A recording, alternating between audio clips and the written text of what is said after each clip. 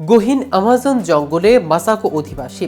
অবশেষে ছবিতে প্রথমবারের মতো ধরা পড়ল গোষ্ঠীটির বিরল চিত্র, যা দেখে নড়েচড়ে বসেছে পুরো বিশ্ব। লাতিন আমেরিকার আমাজন জঙ্গল, এই জঙ্গলের গহীরে বাস করে আধুনিক বিশ্ব থেকে বিচ্ছিন্ন এক জনগোষ্ঠী। তারা পরিচিত মাসাকো নামে। মাসাকো আসলে এই এলাকা দিয়ে বয়ে যাওয়া একটি নদীর নাম। এই নামেই কেন জনগোষ্ঠী বেছে নিয়েছে তা জানা নেই কারো।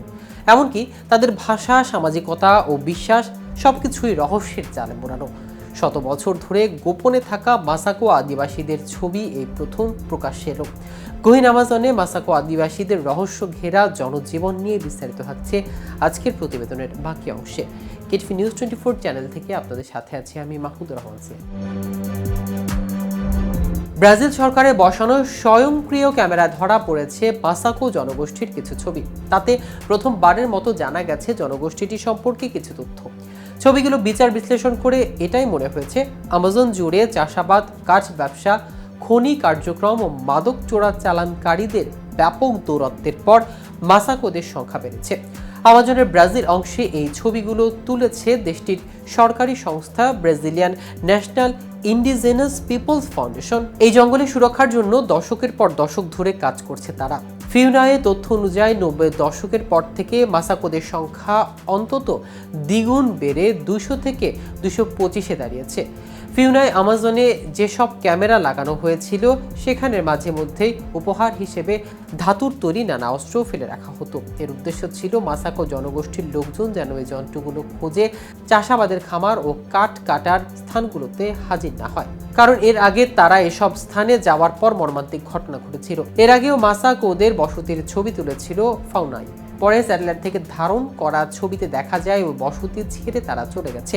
দীর্ঘ সময় ধরে চালানো এই পর্যবেক্ষণ থেকে জানা গেছে মৌসুম ভেদে মাসাকোর আমাজনের ভেতরে এক জায়গা থেকে অন্য জায়গায় তাদের বসতি সরিয়ে নেয়। তীর ধনুক দিয়ে শিকার করে পশু পাখি, আর বহিরাগতরা যেন তাদের এলাকায় প্রবেশ করতে না পারে সেজন্য মাটিতে পুঁতে রাখে হাজার হাজার ধারালো গজাল। ফিউনায়ের হয়ে কাজ করেন সরকারি কর্মকর্তা আটলান্টার আলগেয়ার। মাসাকোদের ভূখণ্ড রক্ষার জন্য 3 দশকেরও বেশি সময় ধরে তৎপরতা চালিয়ে যাচ্ছেন তিনি। আলগেয়ার বলেন, বিস্তারিত তথ্য সম্বলিত এই ছবি থেকে জানা যাবে বলিভিয়ার গুয়াপর নদীর অপর পাশে বসবাস করা সিরিয়ন জনগোষ্ঠীর সঙ্গে মাসাকোদের মিল আছে কিনা। তবে মাসাকোদের পরিচয় এখনও জানা সম্ভব হয়নি। অনেক কিছু এখনও রহস্যে ঢেকে আছে। শত শত বছর ধরে আমাজন অধিবাসীদের ভূখণ্ড দখল করেছে অধিবাসী নয় এমন লোকজন। মানুষের হাতে পরিবেশ ধ্বংস হওয়ার পারছে এমন বিপর্যয়ের মুখে পড়ে আমাজন জুড়ে জনবিচ্ছিন্ন অধিবাসী জনগোষ্ঠীদের সদস্য সংখ্যা বাড়তে দেখা গেছে। 2023 সালে বিজ্ঞান বিষয়ক সাময়িকী নেচারের তথ্য অনুযায়ী পেরু ও ভেনেজুয়েলা সংলগ্ন ব্রাজিল সীমান্ত জনসংখ্যা বাড়ছে। স্যাটেলাইট থেকে ধারণ করা ছবিতে সেখানে বড় এলাকা জুড়ে চাষাবাদের ছবি এবং আদিবাসীদের বসতি দেখা গেছে। অন্যদিকে আমাজনের গহীরে যেসব আদিবাসী চাষাবাদ ও বসতি স্থাপন করে না, যাযাবর হিসাবে থাকে, তাদের জনসংখ্যাও বাড়তে দেখেছে বিশেষজ্ঞরা। এমনই এক আদিবাসী গোষ্ঠী পাদ্রো নদীর অঞ্চলে খাওয়াহিভা। ব্রাজিলের মতো গ্রোসের রাজ্যের আমাজন জঙ্গলে তাদের দেখেছেন ফিউনায়ের কর্মকর্তা জোইর কনজোর।